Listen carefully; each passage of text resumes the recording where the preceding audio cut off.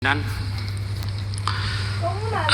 yang saya hormati pimpinan Komisi 3, anggota Komisi 3, Pak Kapolres dan Kajari Sleman, dan Bapak pengacara dari keluarga Pak Oli. Saya mau tanya dulu mohon izin Pak, saya dialog langsung. Silakan. Pak Kapolres Sleman, sejak kapan jadi Kapolres Anda? Dihidupin, Pak. Ya. Januari tahun lalu, Bapak. 1 tahun ya? Siap.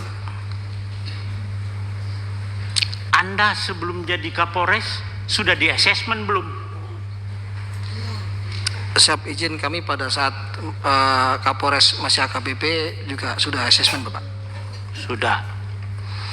Sudah baca belum KUHP dan KUHP baru? Siap, sudah baca, Bapak. KUHP undang nomor berapa? KUHP yang baru itu nomor berapa? Kalau Anda sudah baca, nomor berapa? Nomor 1. Iya, nomor 1 tahun berapa? Nomor 1 tahun 2003, Bapak. 2023. KUHP? 2023. Ulangi. 2025.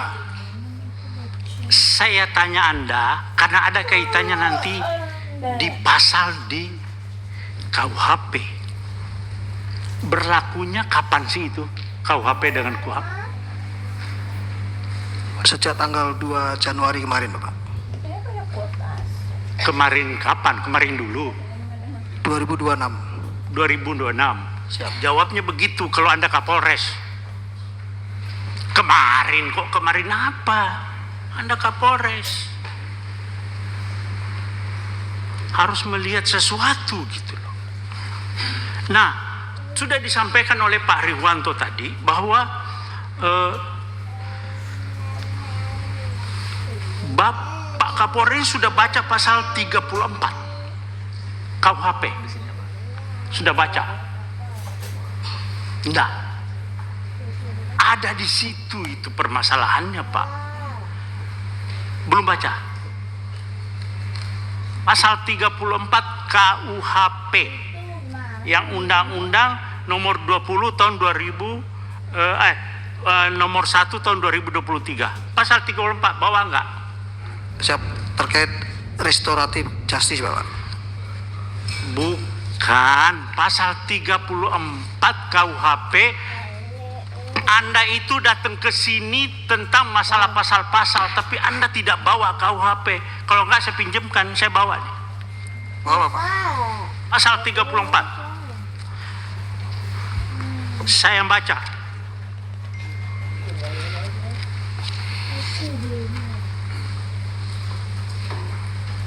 Kalau ya saya Kapolda, kamu masih Kapolda, Anda tidak bakalan sampai ke Komisi 3 dan saya sudah berhentikan Anda. Anda kok Kapolres sudah kombes seperti itu. Bagaimana polisi ke depan? Oke, saya bacakan pasal 34 ya. Pasal 34. Setiap orang yang terpaksa melakukan perbuatan yang dilarang tidak dipidana jika perbuatan tersebut dilakukan karena pembelaan terhadap serangan atau ancaman serangan ketika yang melawan hukum terhadap diri atau terhadap diri sendiri atau orang lain. Kehormatan dalam arti kesusilaan atau harta benda sendiri atau orang lain. Oke, itu kalau Anda belum jelas, saya bacakan pasal 34 penjelasannya. Itu lebih rinci lagi di situ. Ada penjelasan pasal 34. Ini bukan tindak pidana. Kalau di KUHP Lamu, perma alasan pembenar bahwa orang itu membela diri.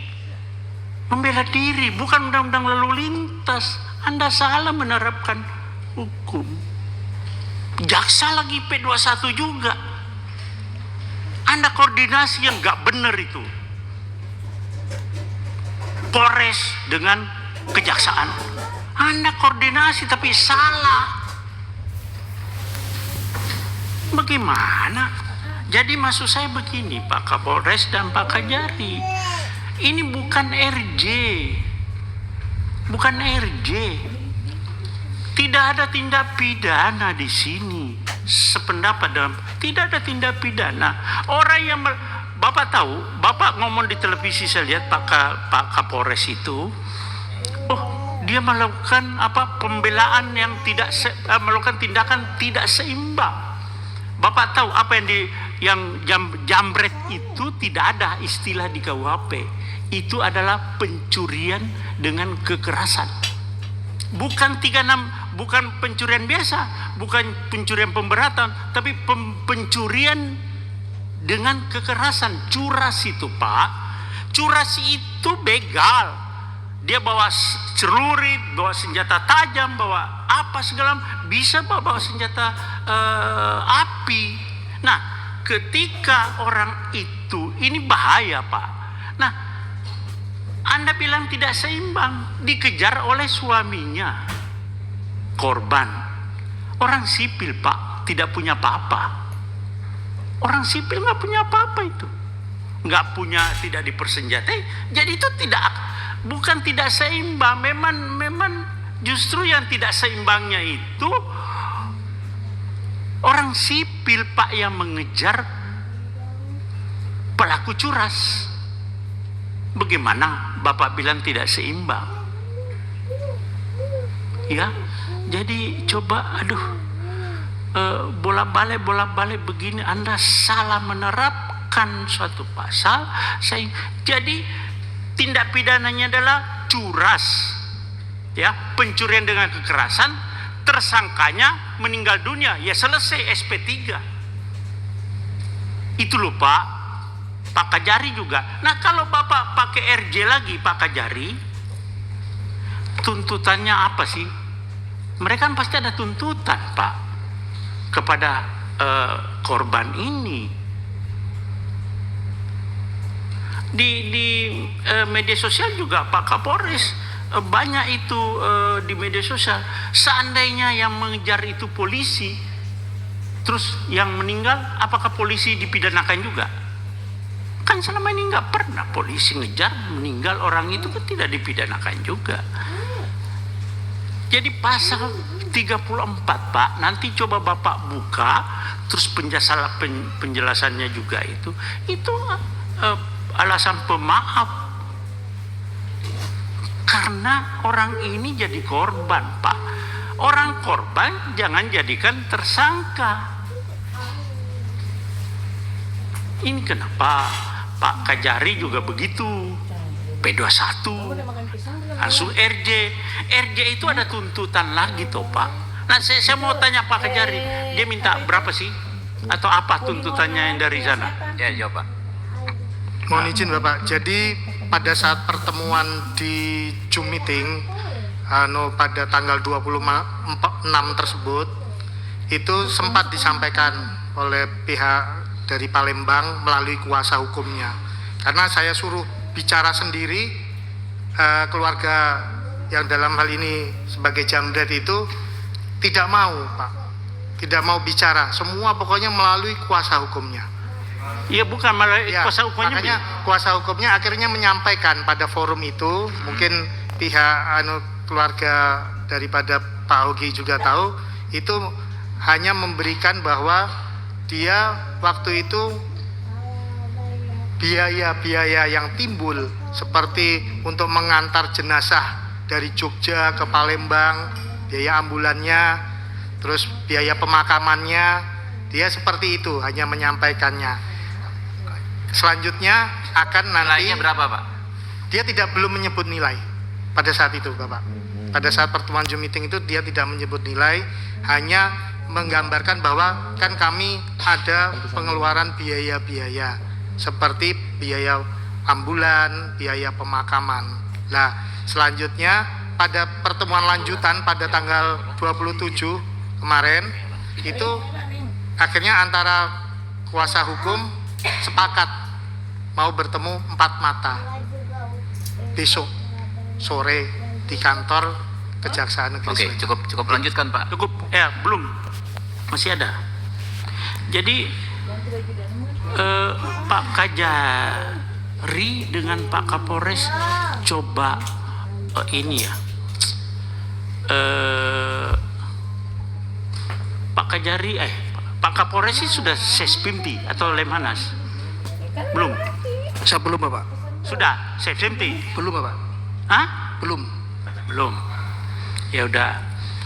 Maksud saya coba lebih, dan mungkin saya lihat Bapak belum tahu persis, tapi sebetulnya Pan polisi sudah ada yang namanya overma, alasan pemaaf di KUHP yang lama, tapi KUHP yang baru juga ada Pak, di pasal 34. Coba Bapak baca berulang-ulang. Dan itu curas Pak, bukan pencurian biasa, pencurian dengan kekerasan yang resikonya tinggi sekali. Masih lumayan Bapak suaminya mau mengejar dengan punya keberanian yang cukup Pak. Tidak semua orang mau mengejar. Nah, di dalam terjadinya pengejaran itu terjadi suatu kecelakaan begitu. Ya sudah selesai, tersangkanya meninggal dunia. Tidak ada lagi RJ. Nah, kalau Bapak RJ, tuntutannya itu nanti karena dia merasa pede. Persyaratan RJ Pak harus ada kesepakatan kedua belah pihak. Ini persis sama dengan yang di Jambi, Muaro Jambi. Jadi pede itu yang pelapor itu, jadi merasa percaya diri, jadi bisa membuat angka yang cukup tinggi nanti Pak. Terjadi lagi pemerasan di situ. Nah, saya minta Bapak lebih bijaklah terhadap ini. Berdua Pak. Bapak sebagai aparat penegak hukum, Bapak tahu ada alarm. Bapak bukan dengan gagah berani menyampaikan unsur-unsur pidana ini. Tidak. Coba lihat di media sosial bagaimana tanggapan masyarakat. Itu sinyal bahwa Bapak salah di dalam menerapkan pasal di situ. Iya Pak ya, Pak Kapolres. Coba lebih bijak. Ya. Kita lagi sekarang polisi dengan jaksa dengan hakim, reformasi Polri, tapi tetap bergulir. Anda tidak mengerti Pak Kapolri, bagaimana sih Polri kita ini jaga supaya marwah Polri ini lebih dipercaya kepada masyarakat. Tapi Bapak ada kegiatan potongan-potongan kelakuan Polri yang membuat citra Polri semakin buruk.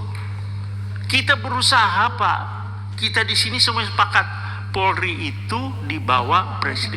Ini semua perdebatan, tapi Bapak jangan mencederai ini. Ya saya kira itu Bapak coba.